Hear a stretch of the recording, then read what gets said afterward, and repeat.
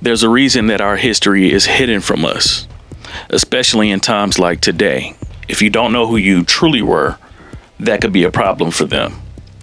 In the late 1960s, the Federal Bureau of Investigation developed what is famously now known as the Counterintelligence Program, aka COINTELPRO.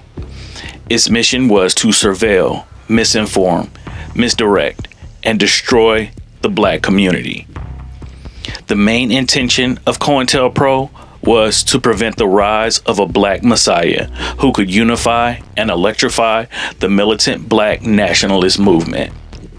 Its true extent wasn't known until years later when a group of leftist activists broke into the FBI office and mailed out over 1,000 classified documents to journalists in what we now refer to as the Watergate scandal. Throughout the major moments of the black freedom struggle, the FBI listened, they watched, they sabotaged. Our subject today would go on to be one of the main targets of this COINTELPRO program, and her life is like a movie. If you've seen the movie One Battle After Another, I'm almost sure they based Tiana Taylor's life on Assata Shakur, except the snitching part. Stick around to see how the story ends. Now, this sister we know as Assata Shakur wasn't always named Assata. Born Joanne Byron in Flushing, Queens, she was the oldest of two. She grew up in New York City and Wilmington, North Carolina. She became involved in political activism at Borough of Manhattan Community College and City College of New York. After graduation, she began using the name Assata Shakur and briefly joined the Black Panther Party. She says she left the Panthers when she started to notice things were off. Now, get this. The gun-toting, police beefing, stealing, exterminating, bad mother was not real enough for Assata Shakur. Now, before her departure from the Panthers, she mentions that strange things would begin to happen. Things like receiving strange phone calls and packages. People would come into the Black Panther New York headquarters and have nervous breakdowns. All kinds of weird. The police would harass the Black Panthers. Strange men would follow her. The FBI even went as far as to forge a letter and sent it to one of the leaders. The letter stated that they were plotting to kill Huey P. Newton, the leader of the Black Panther Party. The FBI then signed the letter as the New York branch of the Black Panther Party. Diabolical work. Good old dusty-ass, closeted homosexual J. Edgar Hoover working his spirit fingers. You see, this was aimed at getting the Black Panthers to dismantle themselves from the inside. Now, dig this. Miss Assata Shakur stopped paying her phone bill, and yet her services was never disconnected. Even after she left the Black Panthers, she states that she felt her life become more and more impossible. Impossible ain't even the word for her story. But she was still being followed by what she called detectives. Strange people visited her neighbors. Even after she left the Panthers, the police had raided her apartment for no apparent reason other than the fact that she was a member of the Black Panthers.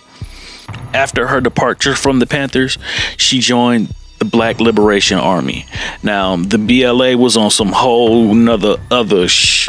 The Black Liberation Army was a loose-knit offshoot of the Panthers, which engaged in armed struggles against the United States government. Now, think of the Black Panthers if they was really using the weapons they held. See, this is why our history is so important. I guarantee you were never taught about this in school. Shit, if I was the oppressor, I wouldn't want the people I conquered to know about these either. You won't believe the type of they would get into. But stick around. You're gonna learn today. The Black Liberation Army, or the BLA, was an underground Marxist, Leninist, black national militant organization that operated in the United States from 1970 to 1981. Now, that's just a fancy way of saying they wasn't around with the around. The type of niggas that would have burnt down the entire Woolworths building had them crackers did that to them during the fight for integration. The BLA was composed of former Black Panthers who served above ground, i.e. the square world, before going underground. The BLA's program was straight up war against the United States government, and its stated goal was to take up arms for the liberation and self-determination of Black people in the United States. Yeah, let that sizzle in your spirit. The BLA carried out a series of bombings, police killings, robberies, and prison breaks. They made Black Lives Matter look like the Milton Road Boys Club. Alright, now back to Assata. During her time with the BLA, Assata was outside. And by 1971, Assata Shakur was charged with several crimes and was the subject of a multi-state manhunt. On the run from crimes including assault, robbery, in which she was identified or charged and wanted for questioning, including attacks on New York City police officers and bank robberies in the area. Not no stick-up kid shit, she was robbing banks. Now, while doing the race or on the lam for the square world in 1971 at the Statler Hotel in Midtown Manhattan, there was a group of men, there were guests in the hotel, gathered in a room when they heard a faint tap at the door. According to the police, their guards were down when they saw the petite 4'9" Assata Shakur, who asked, "Is there a party going on in here?" Before the guests could even respond, Assata drew down, brandishing a revolver and demanding money, but the men in the room weren't going, and a struggle ensued, resulting in a bullet wound to Assata Shakur's stomach. The failed robbery was presumed to be connected to extorting a drug dealer for money. And in an interview in 1987, Shakur confirmed to a journalist that there was a drug connection in this incident, but she refused to elaborate. After the botched robbery, she was apprehended and charged with attempted robbery, felonious assault, reckless endangerment, and possession of a deadly weapon, then released on bail, before being acquitted on a technical error. Years later, in 1987, in that same interview with the journalist asked if there was a drug connection in the incident, but she refused to elaborate. When pressed to elaborate, she only offered that she was glad to have been shot. Afterward, she was no longer afraid to be shot again. And believe it or not, shit gets even crazier with Assata. August 23rd, 1971, a petite woman in a trench coat, bucket hat, dark shades, robs a bank in Queens, New York. A photograph of a woman who was later alleged to be Assata Shakur wearing thick rimmed glasses with a high hairdo pulled tightly over her head and pointing a gun was widely displayed in banks. The New York Clearing House Association paid for a full-page ads displaying material about Shakur. Shakur was sought and wanted for questioning. December 21st, 1971, a hand grenade attack that destroyed a police car and injured 2 police officers in Maspeth, Queens. Shakur was named by the New York PD as one of the 4 suspects. After witnesses identified Shakur from the FBI photos, a 13-state alarm was issued 3 days after the attack for Assata and her alleged boyfriend at the time, Andrew Jackson. Law enforcement officials in Atlanta, Georgia said that Shakur and Jackson had lived together in Atlanta for several months in the summer of 1971. On January 26, 1972, a Brooklyn police officer was attempting to serve a summons in connection to an $89,000 Brooklyn bank heist that took place on March 1st, 1979. The police officer didn't leave Assata with the summons, but he did leave with a wound. Shakur was identified as wanted for questioning after a September 1st, 1972 bank robbery in the Bronx. Based off FBI photos, Monsignor John Powell's alleged that Shakur was involved in the armed robbery at Our Lady of Presentation Church in Brownsville, Brooklyn on September 14th, 1972. So let's do the math. She allegedly hit 2 banks and a Presbyterian, I don't even know, some kind of church, and laid anyone out that stood in her way. Black Lives Matter could never. In 1972, Shakur became the subject of a nationwide manhunt after the FBI alleged that she led the BLA cell that conducted a series of cold-blooded murders on NYPD officers. The FBI said this included the execution-style murder of NYPD officer Joseph Piagenetti and Waverly Jones on May 21st, 1971. Sheesh! And NYPD officers Gregory Foster and Rocco Laurie on January 28th, 1972. I'm reading this in disbelief.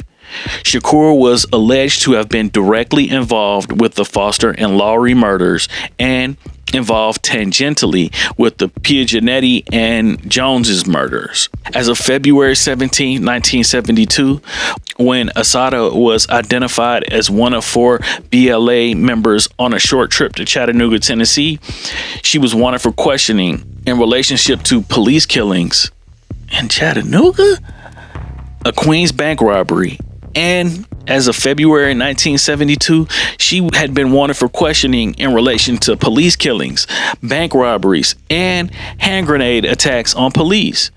Shakur was reported as one of 6 suspects in the ambushing of 4 policemen in Jamaica, Queens. By June 1973, the FBI had it. They had enough. They created a joint task force and were issuing daily briefings on Shakur's status and allegations against her. The FBI and local police initiated a national search and destroy mission for Shakur. Like they weren't even trying to arrest her at this point. Like, she got to be taken off the board. She's causing too much damage. On May 2nd, 1973, at about 12:45 a.m., Shakur, along with Saeed Malik Shakur and Sundiata Acoli, all members of the Black Liberation Army, was stopped on the New Jersey Turnpike in East Brunswick, New Jersey, for driving with a broken taillight by state troopers James Harper and Warren Forrester, who alleges the vehicle was slightly exceeding the speed limit. Sundiata Acoli was driving. Assata Shakur was seated in the right front seat, and Zaid Shakur was in the right rear seat. Trooper Harper asked the driver for identification, noticed a discrepancy, asked them to get out the car, and questioned him at the rear of the vehicle. A shootout then ensued in which Trooper Forrester was shot twice in the head with his own gun and killed. Zaid Shakur was killed, and Assata Shakur and Trooper Harper were wounded. According to initial police statements, at this point, one or more of suspects had begun firing with semi-automatic handguns, and Trooper Forrester fired 4 times before falling mortally wounded. At Acoli's trial, Harper testified that the gunshot started seconds after Forrester had arrived at the scene. At the trial, Harper said that Forrester reached into the vehicle, pulled out and held up a semi-automatic pistol and an ammunition magazine and said, "Look what I found, Jim," while facing Harper at the rear of the vehicle. The police ordered Assata Shakur and Zaid Shakur to put their hands on their laps and not to move. Harper said that Assata Shakur reached down to the right of her right leg, pulled out a pistol, and shot him in the shoulder, after which he retreated to behind his vehicle. Harper said he saw Forrester shot just as Assata Shakur was hit by bullets from Harper's gun. Acoli fled the car, which contained Assata Shakur, who was wounded, and Zaid Shakur, who was dead or dying 5 miles down the road. The vehicle was chased by 3 patrol cars down the turnpike. Acoli stopped and exited the car after being ordered to halt by a trooper, fled into the woods. Assata Shakur walked toward the trooper with her bloodied arms raised in surrender. Acoli was captured after a 36-hour manhunt involving 400 people, state police, helicopters, and bloodhounds. Zaid Shakur's body was found in a nearby gully along the road. According to reports, Assata Shakur was on her way to a new hideout in Philadelphia and heading ultimately for Washington. A book in the vehicle was said to contain a list of potential BLA targets. Assata Shakur testified she was on her way to Baltimore for a job as a bar waitress. Thus, the ending of the saga of Assata Shakur. Nah, that's cap. If you thought it was over with, you're sadly mistaken. With gunshot wounds in both of her arms and shoulder, Assata Shakur was captured and moved to the Middle Essex General Hospital under heavy guard and was reportedly in serious condition. Trooper Harper was wounded in the left shoulder, reported in good condition, a protective guard at the hospital. Assata Shakur was interrogated and arraigned from her hospital bed. Shakur was tried and convicted on 8 counts, 2 murder charges, and 6 assault charges. Upon hearing the verdict, Shakur said in a barely audible voice, "I am ashamed that I even took part in this trial, and that the jury was racist and had convicted a woman with her hands up." When Judge Appleby told the court attendants to remove the prisoner, Shakur herself replied, "The prisoner will walk on her own feet." You know how black women get. Shakur was sentenced to 26 to 33 years in state prison, where she was kept in solitary confinement for 21 months straight before being transferred from prison to prison. Some of the institutions she was held in, Shakur was the only female prisoner. That's right. Shakur would sometimes be housed in an all-male corrections institution. That's so fucking dangerous, dog. Finally, in 1979, she was transferred to Clinton Correctional Facility. November 2nd, during what appeared to be ordinary visiting hours, 3 members of the Black Liberation Army names were already cleared and properly listed on Assata's visitor list. The militant visitors walked calmly into the prison's visiting area and waited patiently for Assata to emerge from behind the walls that hid some of America's most unwanted. Moments later, once in arm's reach, the illusion shattered. Hidden weapons were drawn. 2 dusty-ass .45 caliber pistols with black electrical tape around the handles and a stick of dynamite. 2 prison employees, a correctional officer, and the van driver were swiftly overpowered and taken hostage before alarms could sound.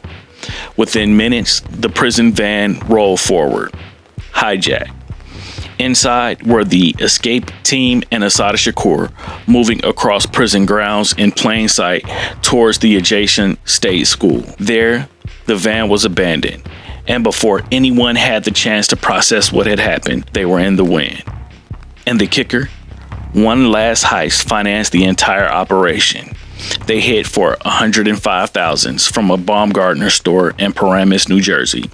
They landed in the one place who hated the company culture of hate, racism, and oppression disguised as freedom, called the United States of America, even more than the Black Panthers or the BLA. Fidel Castro welcomed them with open arms to a conclave of ex-freedom fighters who was almost chewed up by the very system they were fighting, political fugitives. Cuba took her in, where she called home. She slept with one eye open and head on the swivel, constantly looking over her shoulders because every new face she encountered might be the ops looking to slime her out. That after the government placed a $1 million bounty for her capture in 1979, the FBI then upped the bounty to $2 million for any information leading to her arrest in 2013, all the way until her death on September 25th, 2025, at the age of 78, due to health conditions and advanced age. I mean, love her or hate her, she really spilled blood behind the liberation of Black Americans. I want to know your thoughts. Do you believe there's a conspiracy about them not teaching us our history?